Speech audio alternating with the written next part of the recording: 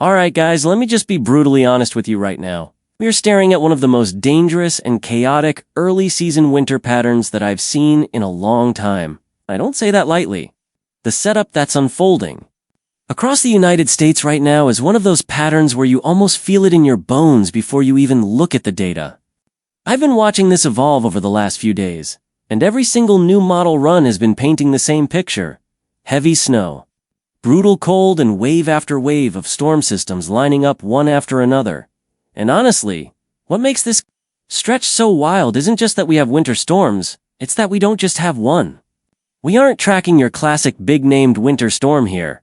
Instead, we are dealing with a parade of disturbances, a conveyor belt of energy diving in from Canada, slamming into the northern and central U.S., and feeding off two major moisture sources, the Gulf of Mexico and the Pacific.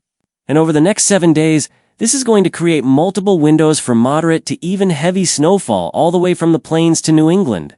Right now, the jet stream looks like it's doing gymnastics over the United States.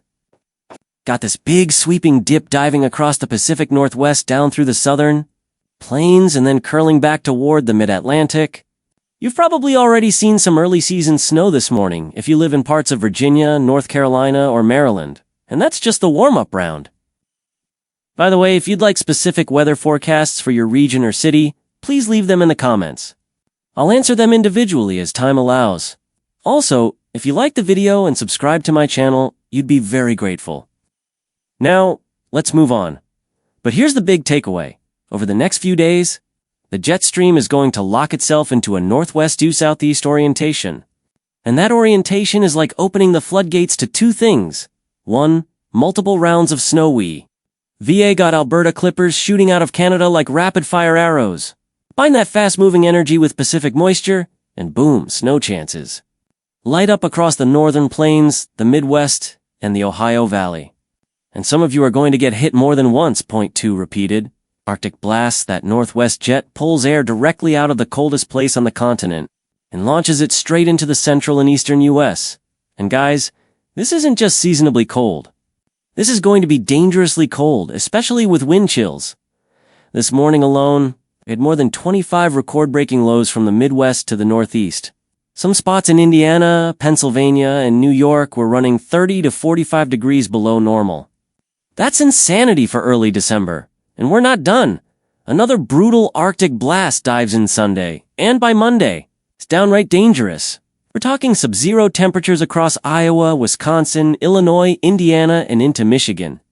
If you're outside in this kind of cold without proper layering, frostbite can happen in minutes, not hours, minutes.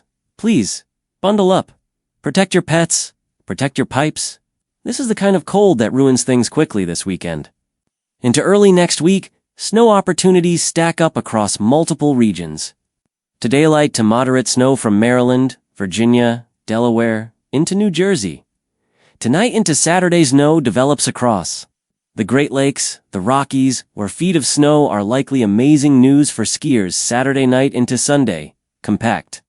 But intense system rockets through Iowa, southern Minnesota, northern Illinois, Wisconsin, northern Indiana, Michigan. Some areas will only get a dusting. But along the core track, we're talking 6 to 8 inches and maybe even a 9 to 11 inch. Localized jackpot in northeastern Iowa.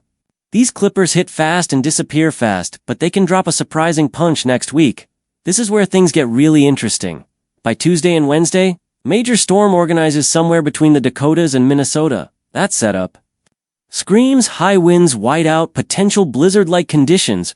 We still need a few more model cycles to lock down exact placement, but the signal is absolutely there.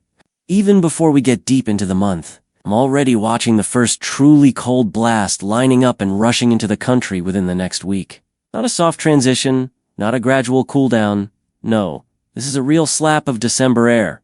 Arctic-sourced, dense, sharp, and unapologetic.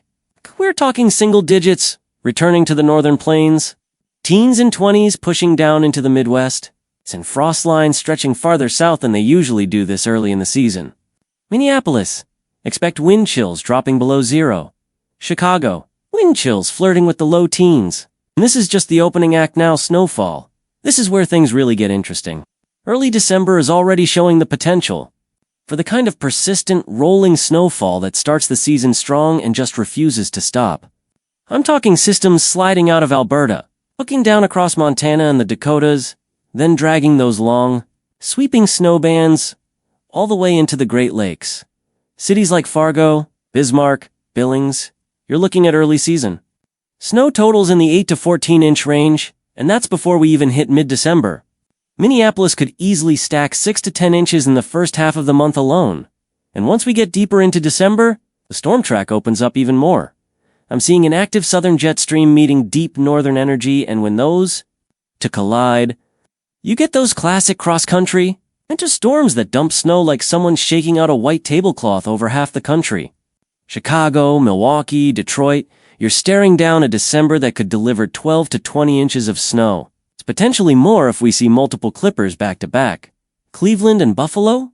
I'm calling it right now. You will absolutely be dealing with Lakeith snow episodes that could easily push totals over 25 inches through the month. But it's not just the northern states getting in on the action.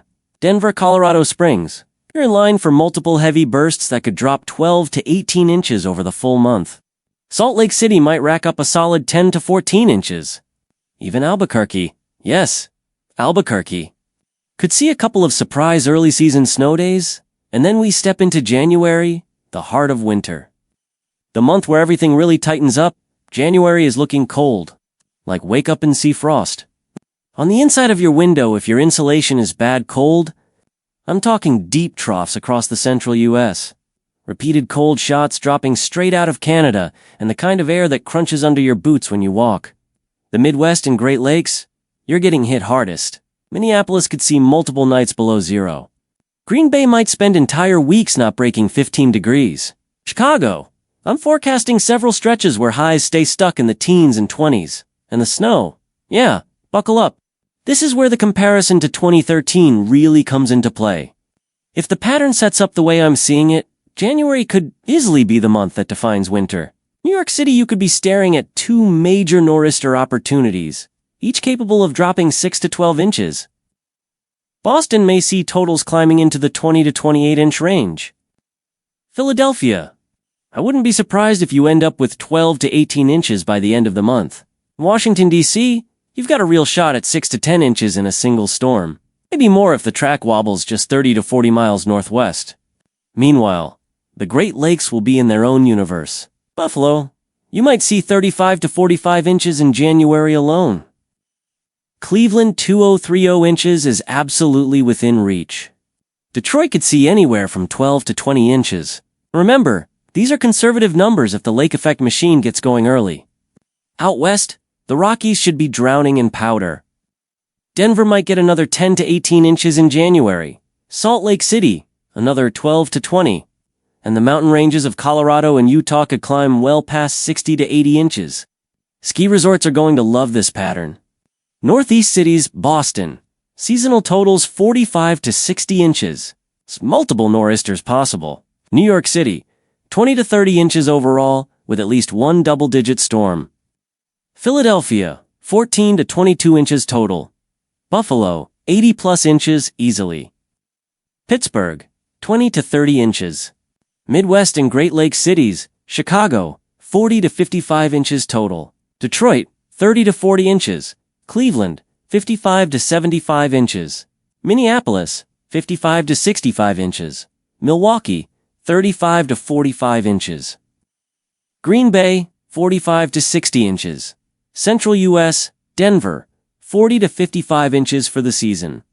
Kansas City, 10 to 16 inches total. St. Louis, 8 to 14 inches.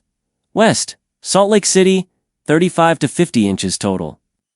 Seattle, mostly rain, but 2 to 5 inches possible in colder snaps.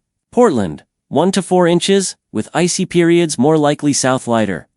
But still notable, Dallas, a couple of cold snaps with a chance at 1 to 3 inches.